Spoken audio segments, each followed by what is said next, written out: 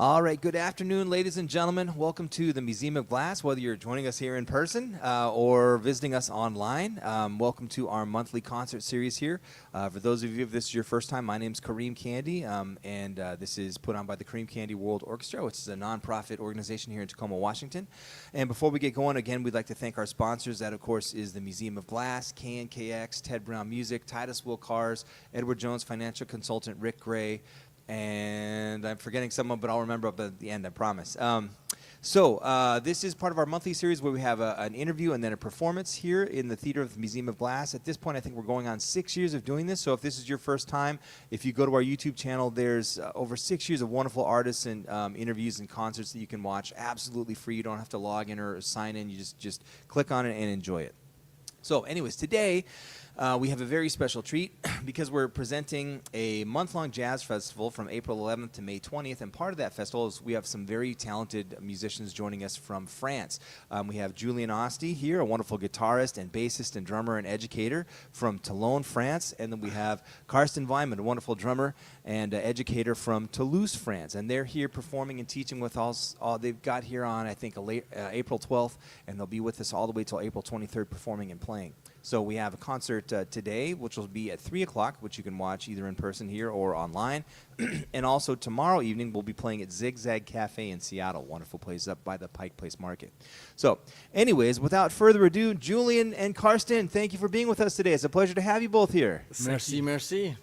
Thank you to invite us. Yes. Now, Julien, actually, I should say, we've done one of these interviews already with Carsten. So in terms of like backstory, and we'll do a little bit of that, but I guess we'll dig in on Julien's seedy past here today. But many questions about just the music scene in France. So Julien, you're French and were you born in Toulon? Yes, I was born in Toulon, yes. In the south of France, between Marseille and Nice, on the French Riviera. Oh, very nice. Lucky you. Well, so how did music begin with you? How did you start playing music?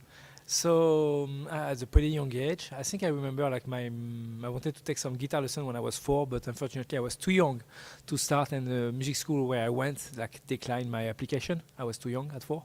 So I started at 9 with a guitar jazz teacher named Pascal Piterino, and who was a mentor at that time, and it's a friend of mine now, and we are still in contact and playing often together. Okay. Well, so how old were you when you began playing music? So I had the chance to start right away on jazz and improvisation due to my guitar teacher, because he was a jazz player. So I was 9, yes. Okay, so you grew up learning and playing in Toulon. Were there many opportunities to, well, I guess let me back up. Was there music in your house? Did your parents listen to music? So we had a piano, and I remember definitely my grandma was playing piano. She had perfect pitch, and she was playing piano for fun. My mom used to, she's still doing it. She loves opera. She was a dressmaker in opera in Toulon. So she sings pretty well and loves singing. And I think she would have do singing as a job, but she decided to, our family, like music was not really a job. It was just an entertainment. But I have to say, my parents, my dad and my mom, never stopped me, because my dad were paying for the lesson, and my mom always encouraged me to practice, meaning not encouraging, but I can say I never remember once my parents say stop to practicing, and I was practicing all the time. So they were always encouraged me, even like super late during the evening. So yes, they didn't push for it, but then they didn't encourage me, but they never stopped for it, and they understood I really want to do that as a living. And so stylistically, you mentioned your grandmother and your mom both were involved with music. Any particular style of music? You mentioned opera for your mother, but your grandmother, yes. What kind of music was she playing? She was playing classical pieces. And so my mom told me that like a few generations like earlier, we were all famous violinist player from Polonia in Syria, but that was like a few generations ago. So you're learning how to play in Toulon. Were there a lot of opportunities aside from your teacher? Were there venues where you could go hear musicians play, like professional musicians, and maybe opportunities for you to play? So my guitar teacher always encouraged me to play with people and go to jam sessions. So at pretty young age of 15, 16, I was like always watching jazz jam session. And I went to a music school in France for a while. I went to the Nice and Toulon Jazz Conservatory in classical. I made my studies over there, so I had a chance to go to jam session, and I built my own band and starting to do my compositions. I was like probably 18, 19. Yes. Were aside from your teacher, Yeah. were there other musicians that you recall that were influential in your development? We'll talk about recordings too, but Yeah. in terms of like people, musicians in the area where you were learning how to play, were there other musicians that were influential for you? So I have to mention a few names. Definitely, I come from an area where like famous jazz player like made it history, if I may say, like Michel Petrucciani was like moved and lived there. His father is still playing there, and his two sons, like Philippe and Tony, the dad, and the son Louis and Philippe. So like actually last year I made a concert with Philippe Petrucciani. It was a nice concert. So there were the Petrucciani family still there. There's the Belmondo brothers, like Lionel and Stéphane. And Thomas Bramery. We have a good scene over there now. And Nicolas Folmer as well was my teacher in Toulon Jazz Conservatory. So yes, definitely some good player to encourage us to play and make us grow. So yes. And were there many venues, opportunities, like places where you could go perform as a beginning, budding jazz artist? Unfortunately, like everywhere in the world, I can say that like the jazz clubs are closing, and only few remains. So When you were growing up, were there places to go play? yes, like because I was like doing my studies in Nice and Toulon. So in Nice, the jazz scene is pretty big. There's so many venues, as you know, because you had a chance to play there. Well, I guess the reason I'm asking is aside from talking to you now, just the historical relevance. I would like to know about when you were growing up, the jazz scene in Nice and Toulon. What were some of the venues that you remember performing for? So in Toulon was like a club called La Vague. During 17 years, they were like open jam session every Thursday. Got pretty well known in the area, so I had a chance to perform there with my own band compositions. So yes, and Nice as well, some jazz clubs that we've played over there, like Chez Manu. We've played over there. I had a chance to go there, and at that time also I was playing a lot of rock with my fellas friend from school. So all the club, the rock club and jazz club, yes. So like jazz rock in Nice, Declan, Pompeii in Nice. Yes, some venue like that. Okay, so 18, 19. So you're 18, 19, learning how to play, getting on the scene a little bit, getting around. So what happened after that? Then what? Oh, so let's try to make it short because. So I was done with my studies in Nice and Toulon. So I really wanted to go to live the American dream, like I'm doing now. Thank you, Kareem. So I applied to, when I was like finishing my studies in jazz in Toulon, I applied to Berklee College of Music, and I had a chance to have a scholarship, and I moved in US in 2008. So Yes. for people that don't know what you're talking about the Berklee School of Music in Boston, Yes, it not is. Berkeley, California. Yeah, So, it's true. It's Berklee, yes, Berklee in Massachusetts, yes. The famous school for music, yes, where Diana Krall, Sting, who else? Quincy Jones, like Steve Vai, Al Di Meola, just to name a few, went there. Well, no, that's what I'm curious, because also the time frame that you were there, who were some, because obviously I guess I would like to know who was on the faculty that was really helpful and beneficial for you, and also maybe some of your other classmates that you thought were very great musicians. So it's a very good question, because the reason why, somebody told me that in France, like, don't go in US to pick up a school, just find a teacher that you really like, check where he's teaching, and go there. So at a pretty young age, I remember when I was 18, because we are speaking about 18, I really wanted to GIT and Berklee, because there was two famous schools. But GIT, you mean? GIT, like Guitar Institute. Guitar Institute, yes, okay. it's Guitar true, Institute, in yes. Hollywood Boulevard in Los Angeles. So, but it was too expensive, and the applications were like really scaring me. The process, the price, the amount of the money that you have to collect to go there, it's like ridiculous. But I got lucky, I got a good scholarship. But I was mentioning earlier my teacher, Pascal Pitorino. At the age of 11, 12, I had a book called The Advancing Jazz Guitarist. The book and it's a great book, and it was made by Mick Goodrick. So Mick Goodrick is a mentor of Pat Metheny, Scofield, Kurt Wisenwickel, Lionel Lunke, all these great jazz players now. So, and I really wanted to go to study with him. That's why I decided to go to Berklee in Boston to study with Mick Goodrick. Well, obviously you did. Were there any other staff, faculty that you thought were very helpful in your development as a musician? Yes, I really like Hal Crook. I had a chance to study with Hal Crook, Ed Tomasi, some great teacher over there, and really give us a good advice to be on the right track. So yes, at that time I had a chance to do few classes with Joe Lovano, but unfortunately he injured himself. So, but yeah, definitely for me, Goodrick, Tim Miller, all these players, they were great over there. How about some of your fellow classmates, people that you were playing with or worked with that you've enjoyed? Maybe they pushed you to excel, or you were working with them. And anybody that you recall that was very helpful? I see where you're going here. No, I don't know. We don't have to go there, but we don't have to mention him at all. But other we folks. will anyway at some point. So definitely Berkeley. It's a great place to be because you will find you fellow partner in crime for music. Okay, I would like to say it like that. And I'm still in touch with a bunch of friends over there and like making connection to play all over the world. So, for example, a few months ago, I was in Greece, play with my good friend Lev Teris over there. So, when I was working at Berkeley, once I graduate, so I'm going to go on your track. Speaking about Greg Feingold, yes. We don't need to talk about him. They hear about him all the time. Yeah, I had the chance to do teaching, to work with him once I graduated over there. That's where I met Greg in a vocal department. So when I was done with the school, because I finished Berkeley pretty quickly, I was lucky enough to work there as a bassist and guitarist for the vocal department. And that's how I met Greg. Well, so after Berkeley, I know you've played, you said, over 60 different countries. You performed in 60 different countries. This was with, I'm assuming, contracts with like cruise ships and things of that nature. How did that happen? So actually, somehow,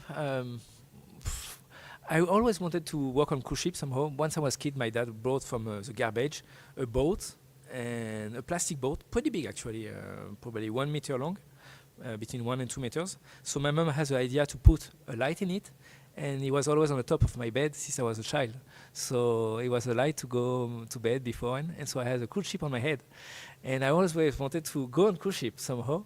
And a good buddy of mine, who actually lives in US, Antoine Fatou, great drummer, he told me, now there's a cruise ship company who's going to show up in school pretty soon, and they are making audition to apply. So I went there, I got the job as a bass player and guitar player. So I started to work on cruise ships since 2012. And yes, I traveled all over the world. And I really like this job because what I like about music, there is no routine. So each day I didn't know what I'm going to play, the repertoire. Everything is about sight reading. So you end up like comping for virtuoso pianist who is like the solo pianist in Philharmonia of London, or you end up like comping for the vocalist winner of The Voice for season 1 in London. So some great act, and definitely develop your skills to be super versatile, because when you do the shows there is no rehearsal. So the arranger brings the charts 1, 2, 3, 4 and you play. So you end up to play any style, and I was already pretty versatile, but that's really sharp my skills. And so now, I mean, after years of doing that, you make the home is Toulon. You live and teach and perform mostly in Toulon. I mean, you travel and play other places, Yes. lots of other countries still. Yeah. But so what's the music scene like? What's the state of affairs in terms of the health of the music scene, educationally and in terms of clubs in Toulon? So pandemic arrived, we all know that. So that's ended up my career on cruise ship. So I settled in Toulon. So like I said, I'm pretty versatile. When I was in Berkeley, US, I made a master also in Berkeley in Valencia. And before pandemic, I was teaching at Berkeley, Abu Dhabi, online. So when I was in Valencia, I learned a lot of stuff about like a stage manager and live engineering. So that definitely give me like more cards, because I have all the cards, the good cards. Just to quote your president, guys. And I really like to take care of musicians. So I like the other side of playing, but mainly I'm playing. I'm performing. That's 80% of my incomes. But I really like to do welcome musicians, set up the stage for them, do the sound for them, and taking care of them. So I learned that in Valencia. So since I'm in Toulon since pandemia, I'm pretty busy doing live engineering. Also as well scheduling bands for festivals. And so there's jazz club around in Toulon. The jazz scene is there, but to be honest, be only a jazz musician is tough. So I like to comp singers, play many music styles. So I'm comfortable doing that. Cool. Well, we'll come back to that momentarily. Our gentleman on the left here, our friend on the left, Carsten Weinman. Carsten, you've been gracious enough to grace us with your presence on one of these interviews before, and some of these questions will be kind of rehashing stuff. But for people that missed the first interview, well, I guess I should say welcome. This is your first time in the United States? Yes. Great. Thank you, Kareem. Well, we'll get to this momentarily too. But can we give us a brief synopsis of how you started? How did music start for you playing? Well, when I grew up like in a way which is maybe like more like a community-based thing in the mountains with very little technology influence. So no electricity, no water, no warm water, and all this. So sorry. Our main activity in the evening was to have a campfire, to make a fire in a teepee and sing music. Sing and play. So that's really how I got into music, just hand drums around the fire and looking at the moon and looking at the stars, and kind of and then living in the south of Spain. Yeah, all that was in the south of Spain, in Andalusia. And then I kind of it was a place where many people came in from different countries and like a bit of a melting pot. So people used to come in with trucks or vehicles and just park there and spend maybe 6 months or a year. And actually most of them, in the beginning, they ended up buying pieces of land there because the living was so nice. So I got in touch with people who played music and who did like music as a living in Germany or England or other northern countries. And then I went to see, with some of my friends, I went to see a jazz festival. And there really I ended up being behind the stage and looking up and seeing the drummer, and I was fascinated. And I was already into hand drums, so kind of hand drums and drumming was kind of the next step. So then I decided, because I didn't have like access to normal education, so I just had to really, I had to decide on something to do. So I decided I was going to be a drummer. So this is an important part of the story, which you're leaving out. What was the name of the drummer that you saw perform? Roy Haynes. Okay. So for people that don't know about jazz, Roy Haynes is like one of the best drummers ever to grace the universe. So, I mean, that must have been a fairly impressive show. That was incredible. And especially at the end of the show, I still have the drum head. I was actually smart enough to take a old snare drum head of mine, and I wanted all the band to sign, all the band members.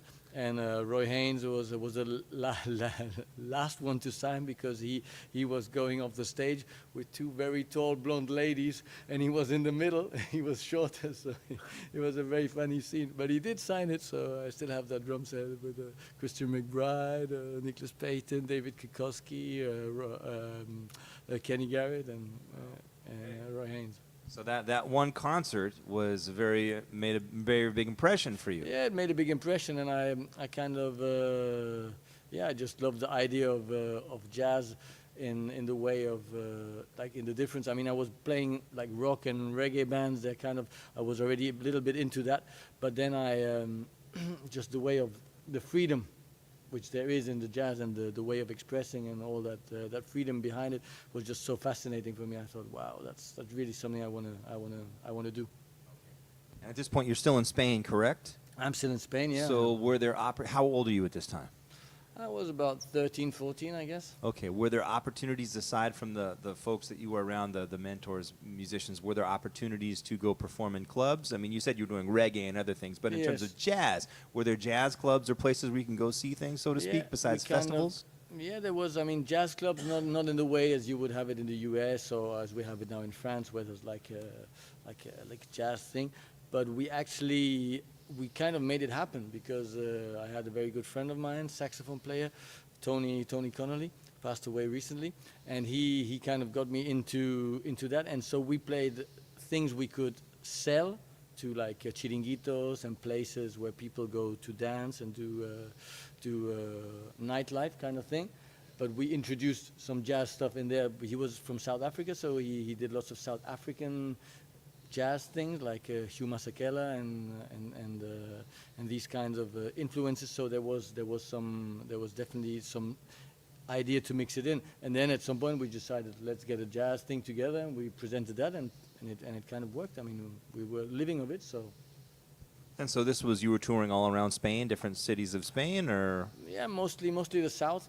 I mean, I guess the furthest at the time it's quite a while ago. So the roads, there was no big highway, so it was very remote place. So to drive already, I would say 200 or 300 kilometers was a big thing, because especially in Spain, like I remember most of the concerts started at 1 o'clock in the evening, 1 o'clock at night, 2 o'clock. So you end up coming home maybe at 8, 9 in the morning. And I remember you said something in our discussions before, like in order to hear recordings, you ran a wire. Or can you tell? You know the story I'm talking about. Can you explain this, please? Yeah, well, so what I said, where I lived, so there was like a melting pot. So I had people come in with caravans or lorries, and they were living, and they had, mostly at the time we had cassette players. So there was two ways of getting hold of music. Was one to say hi to the people who arrived in the area and say, hey, could I borrow your tapes so I can copy them? And then I would get music in that way. And there was a very good jazz program once a week on the Radio Tres, which is a very good Spanish radio station. And so I didn't have at the houses where I used to live, they have big walls, so maybe like, don't know, nearly a meter thick walls, and so the radio wouldn't come in. So I had to take an electric wire, connect it to the radio, run it through the chimney, run it out on the roof, and fiddle around until I could have a good reception, and then I press record, and then I have to record the whole radio show like this. Very, very good. I went a mile and then some.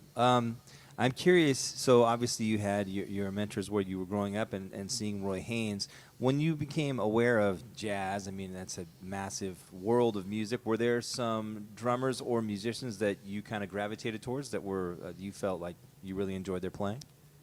The thing is, I enjoyed their playing, and but mostly I didn't know who was on the record, because I would just get the music, and it was like the guy of the radio station, he would say, mumble something in Spanish, but he wouldn't necessarily present all the personnel. So sometimes it was, so I just, what I did is I just played to those radio shows. I used to play along to them. So afterwards I found out there was quite a few things. Joshua Redman, like early Joshua Redman in the 90s.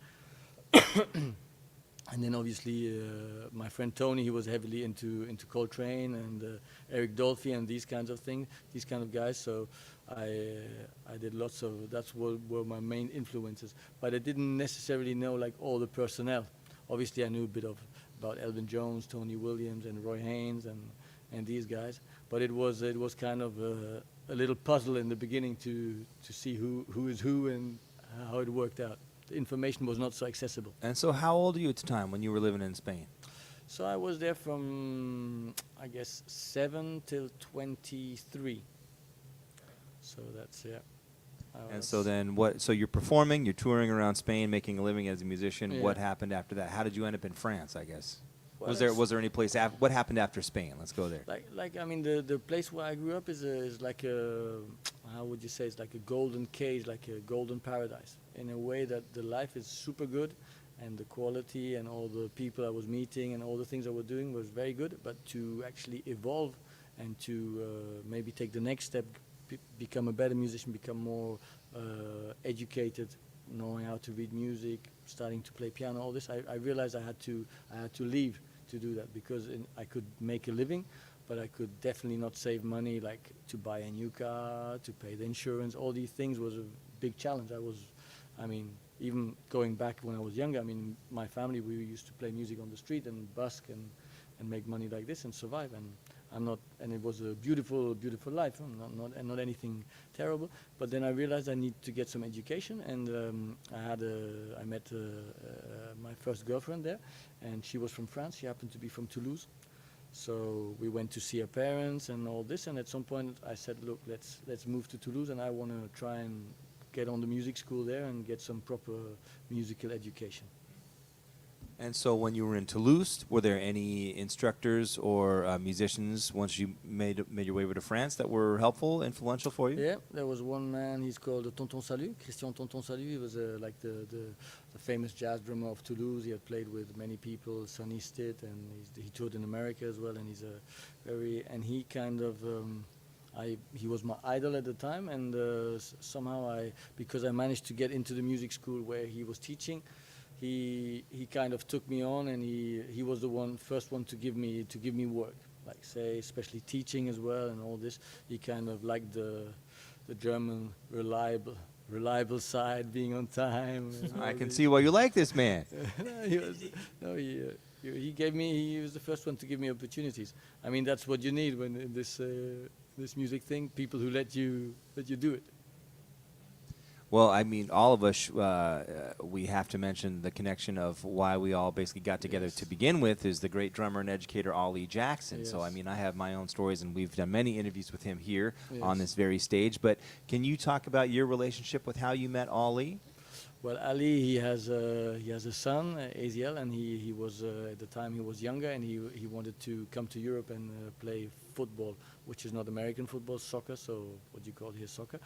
And he went to Toulouse, and he went into the academy. In Toulouse, they have a good team, so he went into the academy, and for administrational reasons, so like for paperwork, and Ali had the opportunity, or he needed a place to be officially in Europe and stay there, and so he had a big connection with Jazz in Marciac, where I teach, which is a big festival, and they have a program in the, it's not high school, it's middle school, and they have a program there, and I was teaching there, so Ali got the job there as well as a teacher, so that's how we met. And then first time Ali playing just quarter notes on the cymbal, I was like pulling out my hair, and the young students were looking at me, why, didn't you see this, Dad? Didn't you feel it? It's the magic of the quarter notes, yes. Definitely. Well, and Julien, let's go back to you. So you've also had some experience with hanging out with Ollie. So can you talk about how you first met Ollie? For the people who don't understand what we're talking about, a few musicians you may know, Ollie Jackson is considered one of the greatest jazz drummers, or drummers, I should say, in the world. And we all have had the good fortune of being able to spend time with him and learn from his experience and play with him a little bit. So if you have no idea what I'm talking about, just go on Google Ollie Jackson drums, Jackson, and you'll see what we're talking about here. But a great, great mentor for all of us. And anyways, yeah, Julien, your experiences with Ollie. So back in 2021 or 22, I think. You know the school where we've been. We did a masterclass. I think it was April 19, 2023 in ECM, the School of Music of Soles Tucas. The school who grew up like Michel Petrucciani with the Belmondo brother. So the school at that time were Tony Petrucciani, the dad of Michel, and Ivan, the dad of Lionel and Stéphane, were teaching there. So it's a famous school for jazz. It's part of the history, French jazz history. So we had a chance, the guys, the four of us, to do a masterclass over there.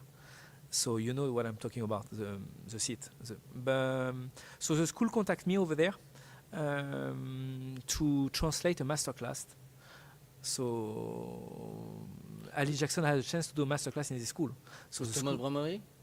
Thomas Bramery called me as well, because Thomas Bramery is a well-known French, excellent French upright bass player. So he was my teacher for acoustic bass. I was lucky to have Thomas Bramery and Bar Phillips as well. They were my two mentors on acoustic bass. So Thomas called me and said, "Can you be there to translate, because I won't be available, and since you live in US, you will be able to translate for the French student over there." So I was ready to translate, and I've been there. But Thomas finally could be free, and he was there. So the student has the pleasure to have Thomas Bramery and Ali Jackson for the masterclass. So I was impressed, of course, when I heard him play the first time. Like you say, quite or not, what he likes to do is like he likes to don't use a hi-hat. So he make it groove so much with no hi-hat. He uses it differently, like no on 2 and 4. That is one of his tricks. So that's really impressed me, because the groove is here, and he has his own way of comping and playing and performing. Yes, it's like his playing is unique. When you see him or hear him first time, yes, you will never forget. So that's where I met him.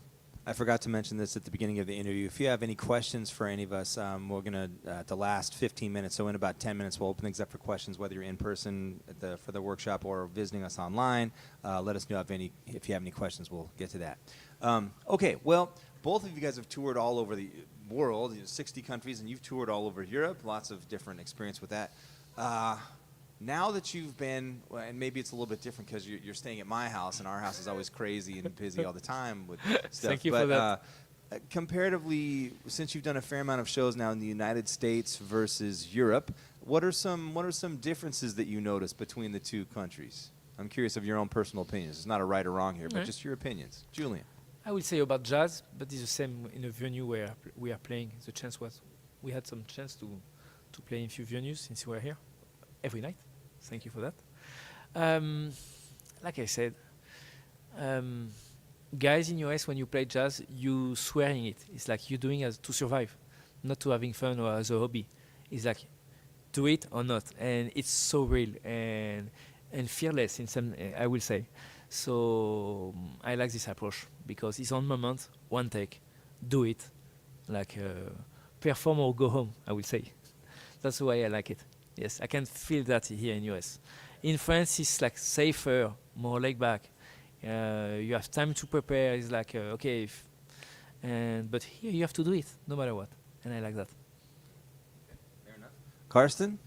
Yeah, for me, I would say the way it seems to work here. I mean, it's only been a few days we've been here, so the impression I have is more like that you kind of live, as we would say, if you would say in German, maybe the hand in the mouth. You just like you create the opportunities you need, and you kind of you can do like go somewhere, offer a gig, offer a concert, and if it makes sense to both parties, it seems like here it's more easy. Like okay, let's do it, let's try it out. If it works, in France, it's things are super like there's a whole barrier you have to go through, like from the administrational side. Even the musicians are very, if you want to set up something, it's not very spontaneous. And I think the spontaneous side is something which is very related to jazz, because that's what we do. We interact spontaneously and compose on the moment and all these things. So I definitely see why jazz is American music, because there is this that's like a reality in the society as well. You guys have talked a little about, and I'll probably pronounce this horribly, intermittence. Can you guys explain? It's basically the social services that you guys have in Europe. Can you explain how that works and how that would pertain to a musician and their lifestyle? Okay, so it's a very good system somehow. It had some pros and cons. So the pro is like they understand that you have time, you need time to practice, rehearse, set up, compose, create. Okay, so when you do a gig, you are paid. But when you don't do a gig and you stay home, you are paid also so you are paid by the guy who organizes the concert. So you are when you do a concert, you are paid for the concert. And when you don't work and you stay home, where we are practicing and like doing emails to book more shows, and we are pretty busy. So the system understands that you need this time to prepare your future shows. So you are paid by the social system when you're staying home. It's not much, but it's at least something. Like that, you have a steady and safe situation. But on the other hand, when you're sick, you are not paid. Actually, it's normal, like you are doing in US. But if you work very hard and you are playing almost every day, or you will be like limited. You cannot earn as much if you want. You have a you won't be able to earn like 4 or 5,000 4 or 5 grand a month.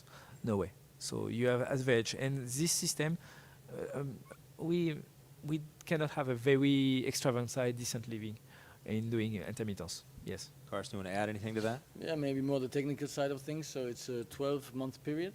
So you have 12 from wherever you start, and you have to do a certain amount of hours to open the right to be intermittent. 42 gigs.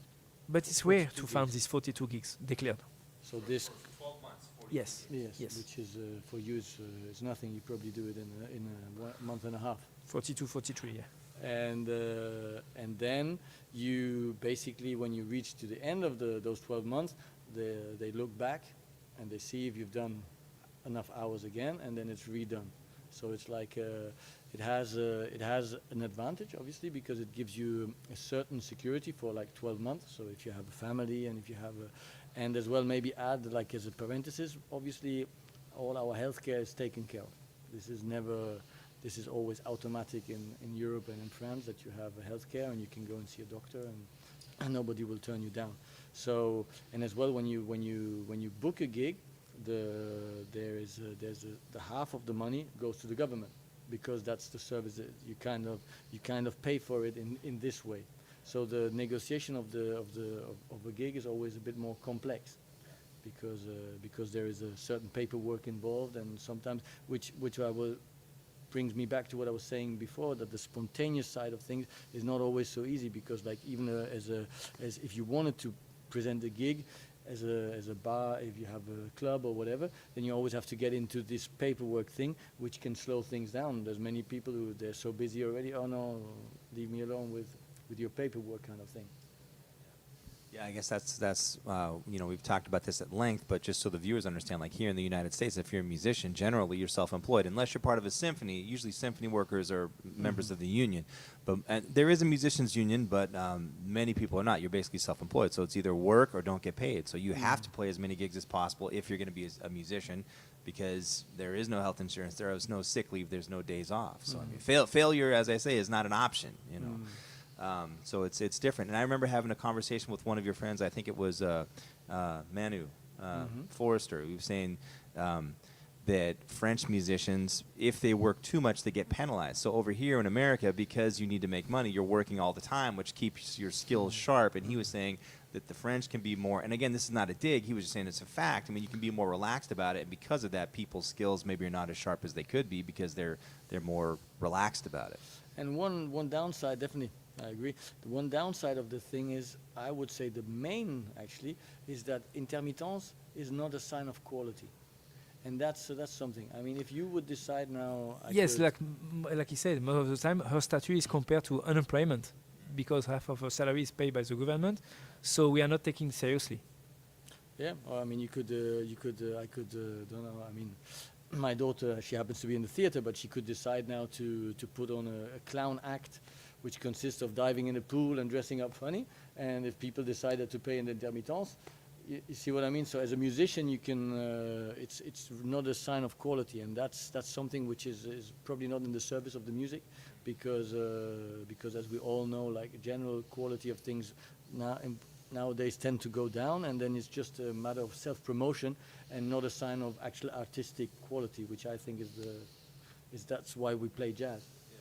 I wanted to ask you earlier, I asked Julien this, what is, in your opinion now, living in Toulouse, what's the quality of the music scene, or the jazz scene in general in Toulouse? Are there many clubs and places to play and a lot of musicians? It's a survival, it's a struggle of survival. I mean, definitely in France we have a public, or the general view of culture and society is highly regarded. So there is a life to be lived as a jazz musician, but it's not easy for jazz clubs to only present like swinging jazz. I mean, nowadays as well in Europe, there's not a lot of swinging jazz. Like if we call, like what I call jazz, is more nowadays it's more like your own project, maybe more straight, more funk related, or odd meter kind of stuff, complicated music, and jazz clubs tend to mix in, like say maybe they will do like jazz on Wednesday, Thursday, maybe Friday, but maybe on the big days like Friday, Saturday, they will have more tendency to bring in something which is more funk, groove, straight, or popish, to be able to sustain the club. Cool. Well, I want to offer time for people that are in the audience to ask questions if you have questions about anything that we're talking about up here or online. So if you have questions, does anybody have any questions at this time? If not, I'm going to keep barraging our guests with pointed questions about their sordid past. No. Their sordid past. Wow. Any questions? Yes? Just ears. Okay. All right. Well, okay. So let's see here. So Julien. Yes. You were here in the United States going to Berkeley, and, Yes. and the last time you were here before coming now, well, you guys got here on April 12th, and we've been gigging every night since then, every day, and all the way till the 23rd. But in the time that you were gone, we talked about, let's see, the last time you were here was 2019. Are any big differences that you noticed coming back to the United States after being gone since 2019? I think, where was it? The first night when we arrived? When we went to the Asian restaurant? I was so surprised by the price of it. I think it's like 4 times the price when I was in Boston. Like the price is ridiculous. Like we order like a very good Asian restaurant, like we do takeaway, but it was like, I don't know, around $140 for only 4 people. Like and it was just like fried rice and few spring rolls. That's ridiculous. When I was living in Boston, definitely like food was cheap, clothes were cheap. The rent always have been in Boston, but I was expecting to see those kind of low price over here. No, it's not the case anymore. Yes, it's the same all over Europe. It's the same for us in France, unfortunately. Yeah? Yes. Well, when we come over there, we're always amazed, as you know. I think now, this is Carsten's first time in the United States. Every time I go to France, I'm like, Carsten, you don't understand. The food here is so good. It's so cheap when you come to the United States. And now, Carsten, after being here for almost 2 weeks, what are your impressions of the food and the quality of the food, or just things that you've observed while being here? And we're not looking for compliments here. I'm just your honest opinions here. Well, before to answer, I want to say that Kareem protect us. We are on safe net about the food. He make us avoid True. Well, I would say what I find like maybe the main take apart from the music, the main takeaway for me for this journey is the fact that I think we live in a time where it's always it's good to make the experience. To go there and not be biased by what you read on the newspaper, what you read on the internet, America, and whatever, image you have in the exterior. When you go and you meet the people and you connect and you feel the energy of the place where you're there, you realize that there's many good spirits around trying to do good things. So that's the main takeaway.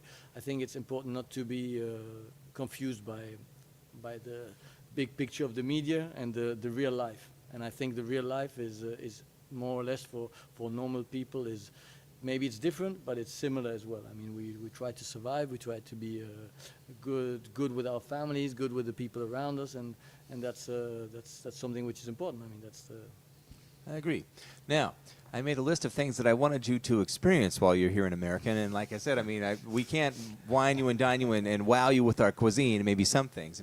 But since you've been here, let's see, we've visited taco trucks, which is good. Checked.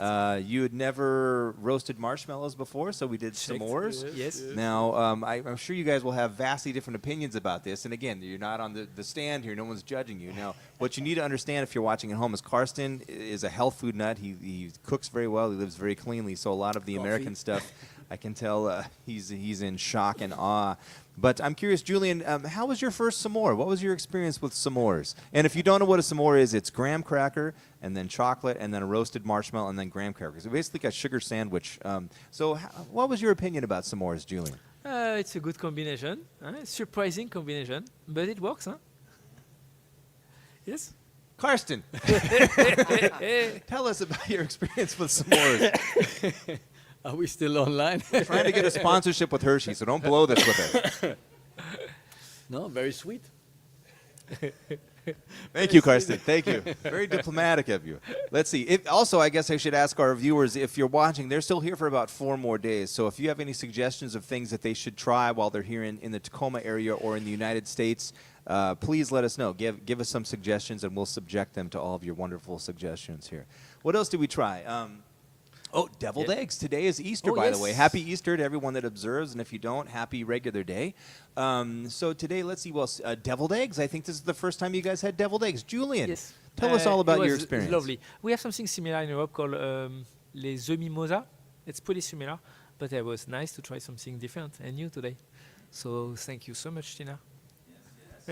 Carsten? Yeah, they were good, tasty. Yeah, this is kind of tenuous because my wife made them and she's sitting running the camera right now. So you have to answer this very carefully here. Was good. I'm not the biggest egg fan, so Kareem inspired me to always say yes, but they were very good. So thank you, Tina.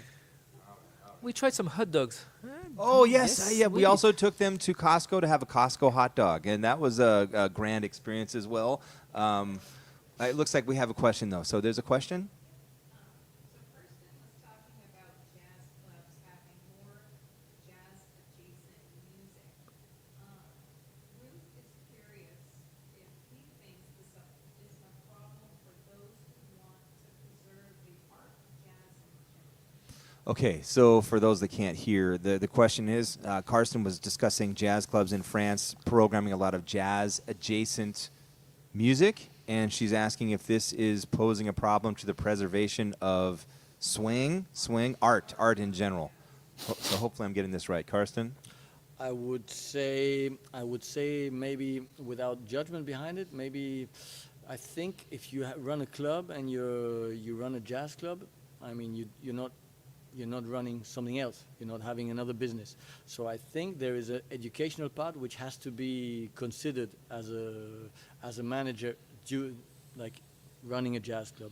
So I think when you program it, there is an important thing. I mean, I've talked with Ali about this as well. Like, there's an important thing to maybe go against the mainstream music idea, and it's important to educate people to listen to good music, because I mean the fact of getting into jazz and appreciating what it is and the quality of music, it's maybe not something you can just like listen to. It's not something you get into and get all the value of the artistic side of it so easily.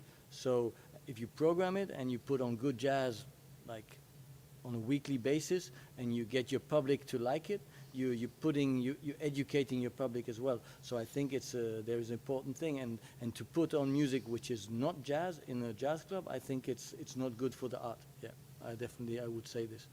And I think just kind of tangentially speaking here, there's a lot of things with jazz, and I mean, again, we're talking about over 100 years of music, but there's a lot of nuance to that, and I think that's missed. And I don't think it's just jazz. I've talked about this with students as well.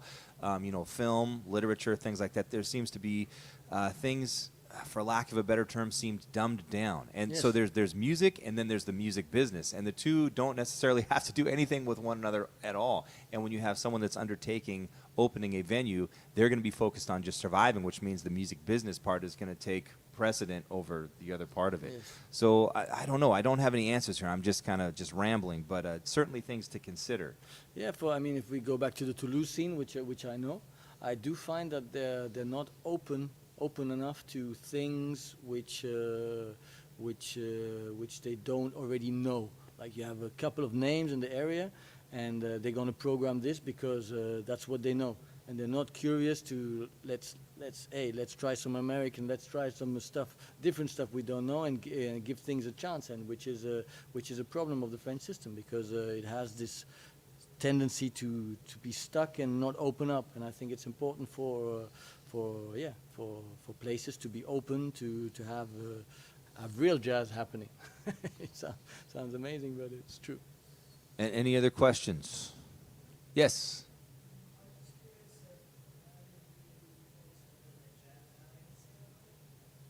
The question is, have either of you guys been to Jazz Alley in Seattle? And the answer, I can answer this one, is no, because we've been gigging every night since we've been here. Like, when they came here, I wanted to make sure they were working as much as possible. So we haven't had the opportunity yet. But I know they'll be back next year. Knock on, there's no wood here. Knock on wood. They'll be back then. So hopefully we can program maybe a couple days off next time. That might be good. But so no. But yeah, that you guys would enjoy it. You'd have a good time. Excellent question. Any other questions? Have you guys tried salmon? France has wonderful salmon. Yes, Yeah. actually, this morning, no? Not here. Oh, but yes. Yeah, we No, had no, it. you did have it this morning. Yeah, this morning. It was lovely. Yes. Yes. Any other questions? What? I have no idea what you're talking about. What?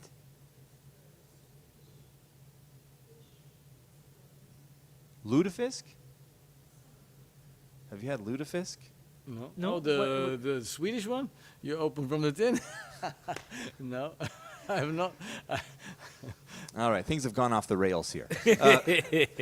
Any other questions online from any of our viewers? Okay, we're getting towards the end here. So again, thank you to all of our sponsors. Thank you to everybody who has joined us in the theater in person today, or online, or if you're watching this after the fact. Like, let's say you're tuning in tomorrow and this is done, but you still have questions. Feel free to put them in the comments, and we'll do our best to get them answered. We're going to take a very short break and then start the concert here at 3 p.m., and we're going to be joined by the wonderful vibraphonist Jacques Willis and the wonderful bassist Greg Feingold. In the last few remaining moments here, Julien, and the same question for both of you, but I'll start with you, Julien. If you had a student that was coming to you and they were sincerely saying, hey, I want to be a professional musician, what is some advice that you've received that you think would be that's been very beneficial to you that you would tell them? Actually, I'm going to tell you what my guitar teacher told me at the time when I said to my parents I want to quit school and I want to do music as a living. So first of all, my parents say, you finish your school, we'll see that after. So thanks to them, because it was a smart move. My teacher told to me and to my parents, it's going to be a very, very, very hard job.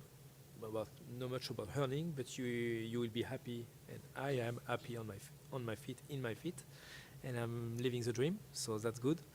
And he told me, be super curious, go everywhere, play with as much as people as you can, go to see what's around, go to concert, go to jam as much as possible, be curious, listen, read, open ears, open heart, open mind. Yes, that's what he told me. Eat the hot dog, eat the deviled egg, eat the marshmallow and some more. Yes. Yes.